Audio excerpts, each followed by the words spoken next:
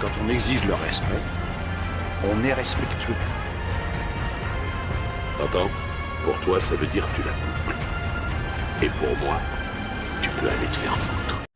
Salut les Vatosokos, j'espère que tout le monde se porte bien. On se retrouve pour une nouvelle petite vidéo, pas encore du Paris Saint-Germain parce que c'est très calme le Paris Saint-Germain en ce moment. Même le mercato, c'est vraiment très calme. Donc, on fait les vidéos, d'autres types de vidéos. Moi, je vais pas faire des vidéos sur le Paris Saint-Germain de trucs inutiles, comme je vois certains personnes le faire, parler d'un gardien ou parler je sais pas quoi, faire des vidéos pour faire des vidéos. Non, ça m'intéresse pas. Moi, quand je parle du Paris Saint-Germain, je parle du Paris Saint-Germain pour des trucs importants, des trucs vraiment sûrs et tout ça. Tu vois ce que je veux dire? Je parle pas des rumeurs ou des trucs comme ça, comme certains. Tu vois, je veux dire, je suis pas là pour parler des rumeurs, surtout quand autour du PSG il y a beaucoup de rumeurs. Donc voilà. Donc que les choses soient bien claires. Quand je fais quelque chose sur le Paris Saint-Germain, c'est quelque chose de concret et quelque chose qui en vaut la peine. Sinon, ça sert à rien de faire des vidéos pour faire des vidéos. Voilà. Ce n'est que mon point de vue. Maintenant, on va passer donc à mon top 10. Et déjà, bienvenue dans la vidéo Salles Obscures. Alors, on va parler de cinéma encore une fois et on va faire donc le top 10, mon top 10 de l'année 1981. Alors, si 1980 a été dur de faire le choix, 1981 est encore plus dur. Parce que j'étais obligé de faire des choix, d'enlever des films qui méritaient aussi d'être dans le top 10, comme Viens chez moi, j'habite chez une copine, enfin plein de films comme ça, tu vois. J'étais obligé de les enlever parce que je fais un top 10, c'est pas un top 20 ou un top 50. Tu vois ce que je veux dire, hein? On n'est pas dans le top 50 ici, tu vois. Donc obligé d'en enlever. Mais c'est des films quand même qui méritaient, comme Le Choc des Titans aussi par exemple, qui auraient mérité d'être dans mon top 10. Mais malheureusement, il y a tellement de films bons dans l'année 81 que j'étais obligé de faire un choix. Voilà, c'est cruel pour les autres films, mais j'étais obligé de faire un choix. Voilà, donc on va commencer évidemment par le numéro 10. Hein.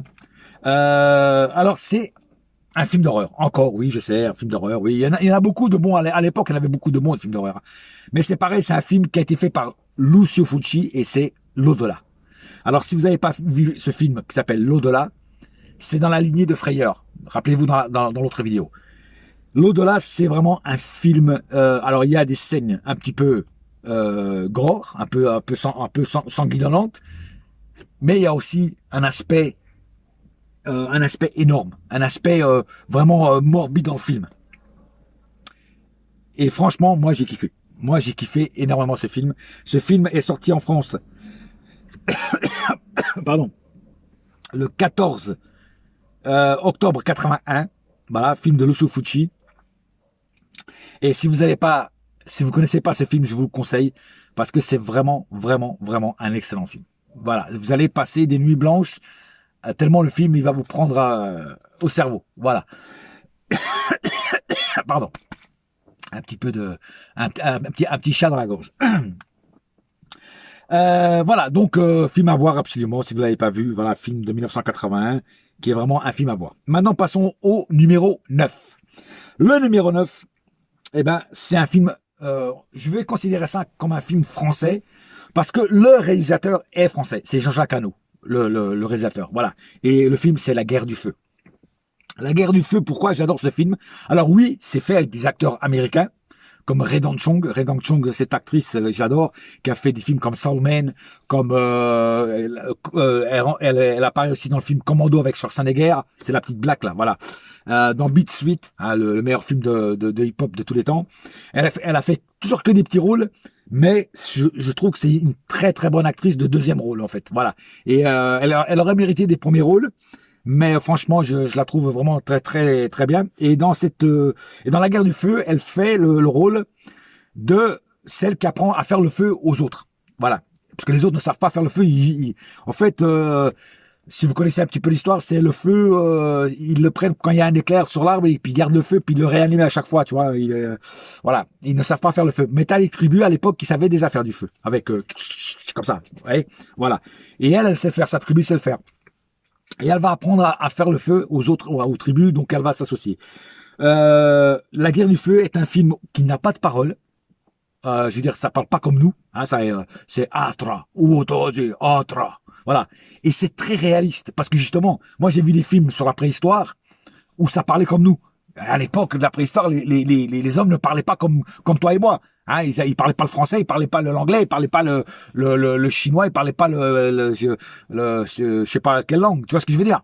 Hein, ils parlaient un dialecte à eux. Tu vois? Par exemple, moi j'ai compris que Atra, ça voulait dire le feu. Tu vois? Voilà. Mais donc c'est pour ça que c'est réaliste. Tu vois? C'est vraiment réaliste. Ça montre vraiment comment était l'homme de Cro-Magnon, l'homme de Néandertal, tout ça, tu vois, moi j'ai toujours été passionné par la préhistoire. Voilà, à l'école, moi j'adorais, c'était l'histoire et la préhistoire. C'était mes matières favorites, pardon. Et La Guerre du Feu, c'est un film c'est un chef-d'œuvre, ce film. Voilà. Mon père adore ce film, je vous dis franchement, et c'est un chef-d'œuvre. Voilà, fait par un Français. Est-ce qu'il faut le préciser? Fait par un Français, voilà. Donc La Guerre du Feu est en 9e position. En 8e position, on retrouve vraiment un film français, une comédie, c'est La Chèvre. Voilà, avec Pierre Richard et Gérard Depardieu. Il y a une trilogie faite sur ça, La Chèvre, Les Compères et l'autre, je me rappelle plus ce que c'était le nom, les professionnels. Non, je sais plus. La troisième qui est le moins bien d'ailleurs. Voilà. Mais La Chèvre, ça reste un film culte, un film où on rigole encore et un film comme on n'en fait plus maintenant, on n'arrivera plus à faire des comédies comme ça tellement c'est drôle. Et l'association Pierre Richard et Gérard Depardieu, c'est magnifique. C'est magnifique, c'est une association. D'ailleurs, c'est pour ça qu'ils en ont fait une trilogie, parce que c'est splendide. On rigole du début à la fin. Voilà, film culte La Chèvre. Voilà, film fait par Francis Weber, hein, et il est sorti en France le 9 décembre 1981. Voilà, donc c'est vraiment. Si vous n'avez pas encore vu ce film, et je pense que beaucoup l'ont déjà vu, donc allez le remater parce que ça fait toujours du bien de remater ces films-là. Et pour la nouvelle génération qui aurait peut-être pas vu ce film, allez voir parce que vous allez bien aimer. Même si c'est pas votre génération, franchement, vous allez kiffer, mais de kiffer de ouf. C'est marrant du début à la fin. En 7e position, encore un film d'horreur. Et fait par un réalisateur qui, si je vous dis le nom, vous allez tout de suite associer ce réalisateur à un film de maintenant. Le réalisateur, c'est Sam Raimi. Et Sam Raimi, vous allez l'associer à quoi? À l'Homme Araignée, à Spider-Man, à la première trilogie qui est sortie de l'Homme Araignée. Voilà, c'est lui qui avait fait l'Homme Araignée. Mais avant de faire l'Homme Araignée et d'autres films qui n'ont rien à voir avec des films d'horreur, Sam Raimi faisait des films d'horreur. Voilà. Et il a fait un film qu'il a fait connaître, c'est Evil Dead. Et quand je dis Evil Dead, c'est le premier Evil Dead. Le premier Evil Dead.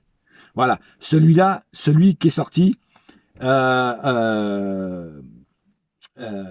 81, même s'il est sorti en France le 24 août 83, mais ce film a été fait en 81. Il a mis quand même presque 2 ans à sortir en France. Je ne pourrais pas vous dire pourquoi, peut-être parce qu'il était trop gore, parce que c'est vraiment du gore. C'est là que les premiers films gore sont apparus. Evil Dead, c'est un des premiers films gore qui est apparu. Et moi, j'avais été le voir au cinéma, pour ceux qui habitent sur Dijon. J'avais été le voir au cinéma qui s'appelait La Grande Taverne. Et je vous dis franchement, j'avais pris une claque. Hein. J'avais pris une claque parce que tu sautes, tu as des James Carrey, déjà à l'époque, tu sautes sur le fauteuil, mais t'es un truc de malade. Ah ouais, là, tu sautes vraiment, quoi. Donc, et puis il y a des scènes dégueulasses, il y a des scènes vraiment, cervelle, sang, machin, c'était vraiment les vrais films d'horreur, là, celui-là, tu vas être servi. T'as de tout, hein, t'as de tout. Voilà. Donc, Evil Dead. Alors, il y a eu un remake entre temps. C'est pas que le remake était pas bien, ça se regarde, mais comparé au premier de Sam Raimi, ça n'a rien à voir. Donc, de toute façon, les originaux sont toujours les meilleurs. À moins que, ça peut arriver que les originaux soient moins bien que les remakes. Des fois, les remakes, ils ont refait un remake d'un film qui était pas terrible quand il est sorti, ils en ont fait un meilleur film. Mais c'est quand même très rare, très rare. L'original reste toujours l'original. Voilà.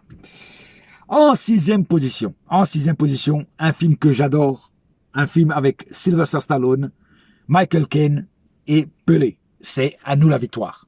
Voilà, un film sur le foot qui est sorti en France le 23 septembre 81.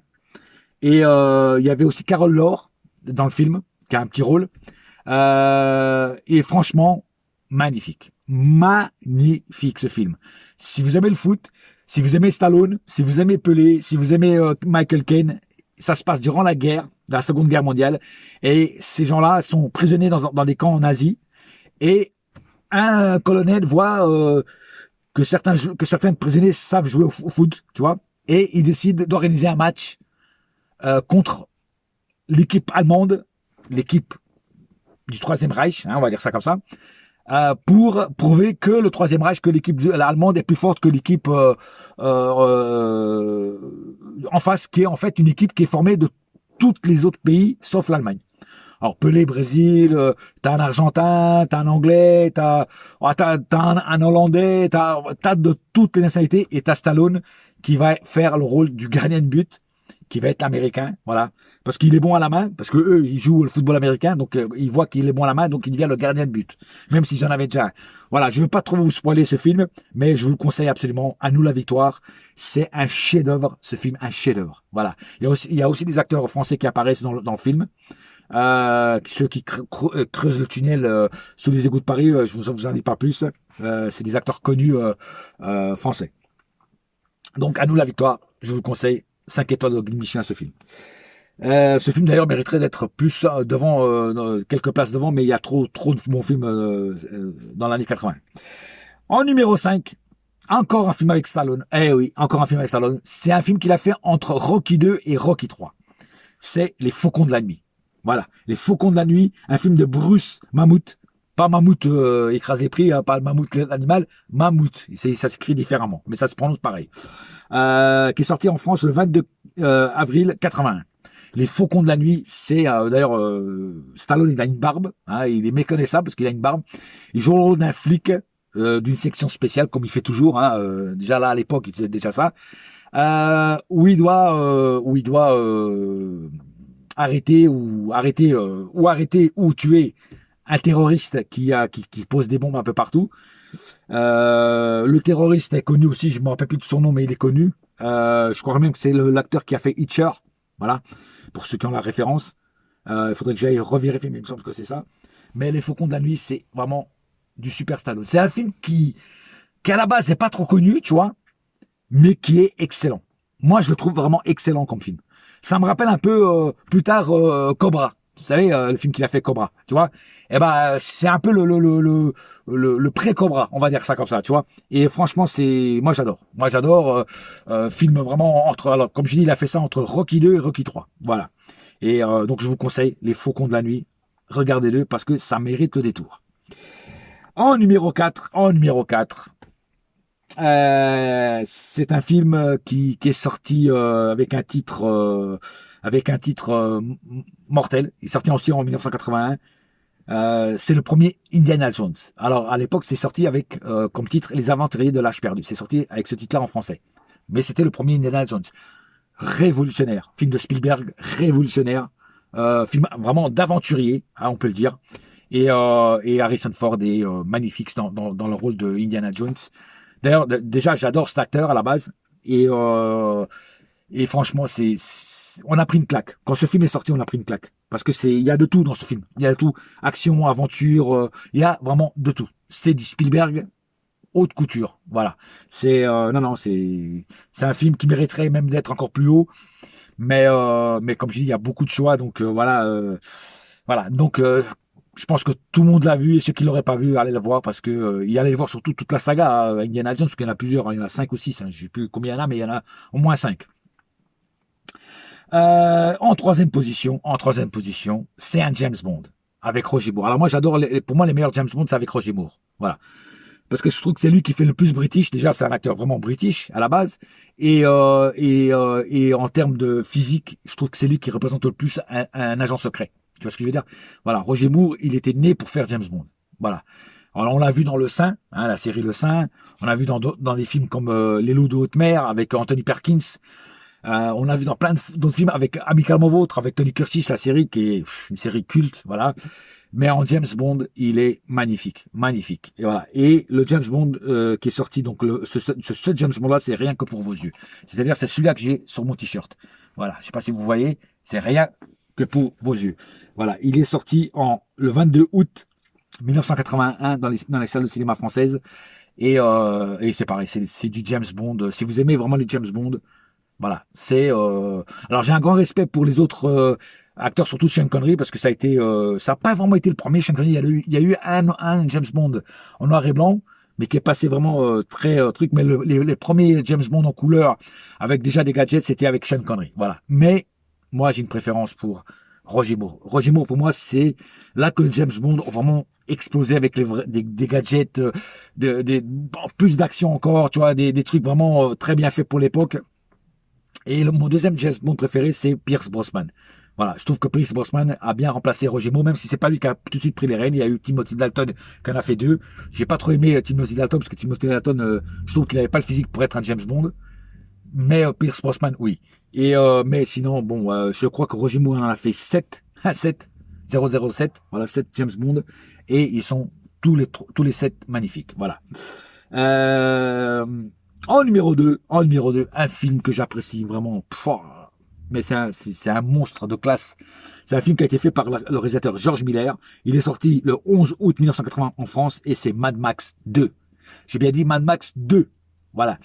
Le 1, j'en reparlerai dans une autre vidéo parce que le 1 est sorti dans les années 70. Donc, je crois qu'en 78 ou 79. Donc, j'en parlerai quand je ferai ces années-là. Mad Max 2, c'est magnifique. Un Mel Gibson magnifique. Alors oui, je sais qu'il y en a qui connaissent Mad Max par rapport au remake qui est sorti encore une fois de George Miller. C'est lui qui a fait les remakes. Mais les remakes, moi, je les ai pas aimés. Franchement, j'ai trouvé ça dégueulasse comme film. Franchement, dégueulasse. J'ai vraiment pas aimé les nouveaux Mad Max. Pourtant, ça a été fait par le même réalisateur. Mais je trouve que il n'y a pas la patte. Et puis surtout, il n'y a pas la patte de ce qu'il a mis dans les premiers. Et surtout, il n'y a pas Mel Gibson. Parce que Mel Gibson a porté au Mad Max une identité. Tu vois ce que je veux dire? Voilà. Et on retrouve un Mel Gibson très jeune, hein, il était jeune à l'époque, et ce film a été fait complètement, autant le 1 que le 2 ont été faits en Australie, voilà, et avec ces grandes routes où tu vois pas le fond, c'est pour ça que tu pouvais pousser les machines à fond. Et Mad Max 2, ça se passe donc après le Mad Max 1, donc en fait c'est un scénario post-apocalypse, c'est-à-dire qu'il n'y a plus, le monde a explosé partout et là, c'est pas l'eau qui est rare ni truc, c'est l'essence. C'est l'essence qui est rare. Et tout le monde est à la recherche de puits de pétrole, d'essence pour mettre dans les voitures. C'est quelque part un peu, hein, j'ai bien dit un peu. Hein, il y a des passages où ça te fait penser un petit peu à Fast and Furious par rapport aux voitures. Mais c'est vraiment un peu, légèrement. Voilà. Mais alors là, ils recherchent de l'essence. Voilà, de l'essence. L'essence se fait rare. Ils vivent dans une année où il y a pratiquement plus d'essence, mais il y a un moment dans le désert, une communauté qui vit cloîtrée, fermée, avec des bus avec des barrières et tout, où il y a un puits de pétrole, où ils raffinent le pétrole et ils ont de l'essence. Voilà. Et Mel Gibson a une voiture, je crois que c'est un V8 ou un V12, je sais plus, qui consomme énormément évidemment, et lui aussi a besoin d'essence, et évidemment il va tout faire pour aller dans la communauté, pour se faire accepter, pour avoir les deux bidons. Enfin, ces 2 réservoirs énormes pleins d'essence. J'en dis pas plus. Je vais pas spoiler plus. Ceux qui l'ont vu, revoyez-le parce que ça mérite de revoir ce film. Et ceux qui l'auraient pas vu, allez voir Mad Max 2. Mais commencez par le 1 quand même. J'en reparlerai comme je dis dans une autre vidéo. Commencez par le 1 parce que ça se suit quand même les films.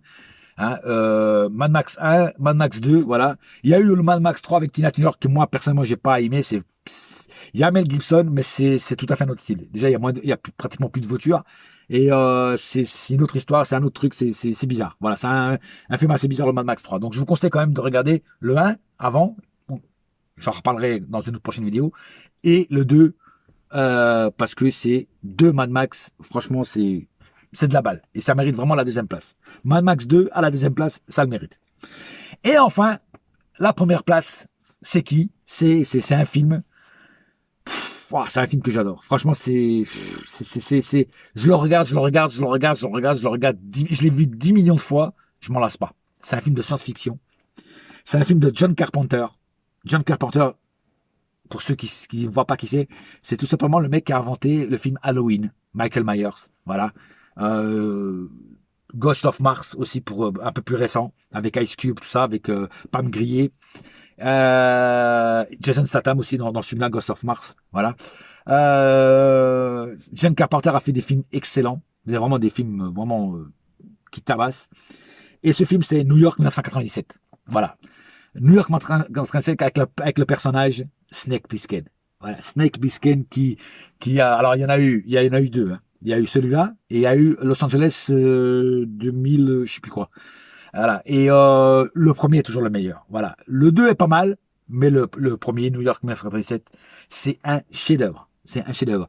Snake Plissken doit aller chercher le président qui a eu un crash d'avion dans le ghetto new-yorkais. Eux, ils vivent il est prisonnier dans l'île de Manhattan qui est contrôlée que par la police.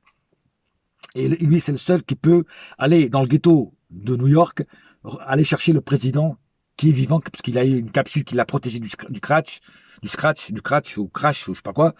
Il est vivant. Sauf qu'il a été fait prisonnier par le maître des lieux, hein, qui est Isaac Hayes, qui est un chanteur de blues, soul, qui est malheureusement décédé depuis ce temps-là, et qui fait un rôle de méchant extraordinaire. Snake Plissken est tenu par le rôle de Kurt Russell, hein, l'acteur Kurt Russell que j'adore. Hein, rappelez-vous Tango et Cash avec Stallone, magnifique. Voilà, Kurt Russell, pareil, c'est un acteur que moi j'adore. Et là, il est dans le rôle de Snake Plissken, c'est magnifique. Il a fait aussi The Thing, hein, Kurt Russell. Kurt Russell a fait des films dans les années 80-90, magnifiques. Voilà. Mais New York 1997, film post-apocalypse encore. Moi, j'adore les films post-apocalypse, je vous le dis franchement. Hein. Et mais ça, si vous l'avez pas vu, regardez-le. Il est sorti en France le 24 juin 81. Si vous l'avez pas vu, si je l'ai mis en numéro 1, c'est que vraiment, c'est un chef-d'œuvre. Alors, on n'a pas tous les mêmes goûts, évidemment. Peut-être comme moi, j'ai trouvé que c'est un chef-d'œuvre, vous allez peut-être le trouver qu'il est bien, mais sans plus, ou peut-être nul. Mais moi, pour moi, c'est une œuvre d'art, ce film. Voilà, c'est une œuvre d'art par rapport à l'époque où il est sorti, par rapport à tout ça. Et un conseil, allez le voir, allez le mater. Il n'y a que comme ça que vous pouvez voir s'il est bien ou pas. Voilà. Voilà, c'était mon top 10 de l'année 1981. J'espère que ça vous a plu. Dès que j'aurai le temps, je ferai le 1982. Les choix sont très très durs parce que les films dans ces années-là, il y a beaucoup de films qui sortent, des très très bons films, et c'est très dur d'en éliminer certains et après de faire le classement aussi. Voilà, donc mais bon, c'est comme ça, il faut faire des sacrifices, hein, c'est comme ça. Voilà, pas plus à dire. On se retrouve bientôt pour de nouvelles histoires de cinéma. En attendant, continuez à aller voir dans les salles obscures les films et restez réalisateur cinématographique avec des yeux de cinéma. Allez, bouya!